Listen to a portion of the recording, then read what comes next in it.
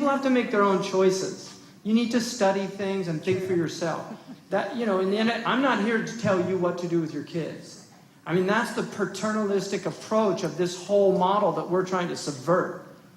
I had somebody call me from the school district, your son's not in school. Or he actually talked about, your son's not in school, we're going to have to contact the state. Dun, dun, dun, dun. Because it's however many $1,000 they're not getting for that body to be in that seat. I called him and said, no, he's being homeschooled.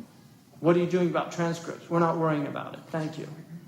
Yeah. And thank God we live in a country that still has, but this is a threatened right to educate your own children, because there are countries where you cannot do that.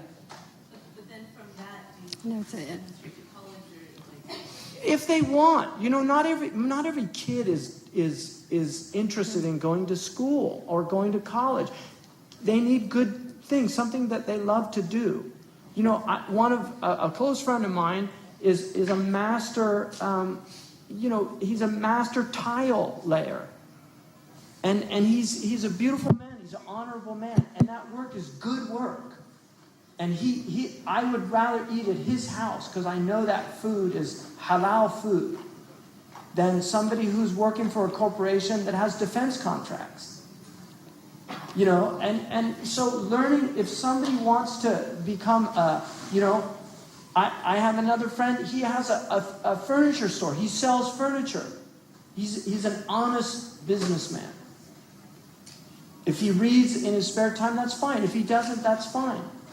But this whole idea of having to go to school and having to get this degree and this whole pseudo idea of what success is in our culture.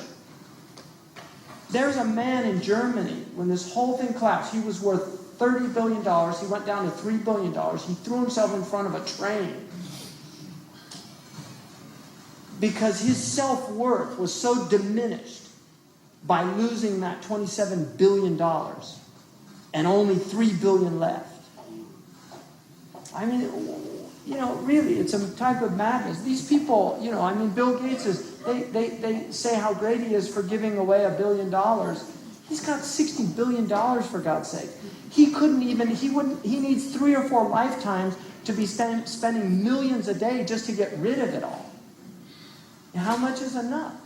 Yeah. So, I think we have to question the other thing is, we don't allow for honorable poverty in this country. There are other countries where there's honorable poverty. People can live in clean, decent houses and still be poor people. Eat good, healthy, organic food and still be poor people, like in southern Morocco. And they're honorable, good people, hardworking. So, I think we have to just really look into our hearts and think about just what's important in life. It's a short trip.